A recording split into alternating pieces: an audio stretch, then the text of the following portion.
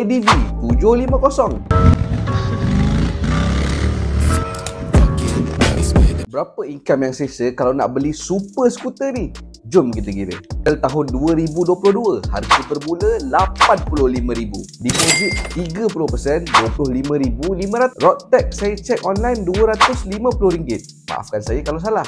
Insurans RM1,100 setahun. Total upfront yang kena ready adalah RM26,800. Installment kita kira untuk 5 tahun. Sebulan adalah RM1,100. Total up installment untuk 12 bulan RM13,200. Kita kira pula dia punya yearly expenses. Insurans RM1,100, road tax RM250, service preparekan RM1,200, wear and tear reservekan RM2,000 setahun. Total up untuk yearly expenses adalah RM4,550. Bukan yearly installment dengan yearly expenses RM17,750. Bahagikan pula dengan 12 bulan. Jadi sebulan kena prepare RM1,480. Berapa income yang selesa? Kalau nak spend 30% daripada income, sebulan income kena ada RM4,930. Kalau nak spend 20% daripada income, bulan kena ada RM7,935. Ramai orang cakap motor ni adalah super skuter.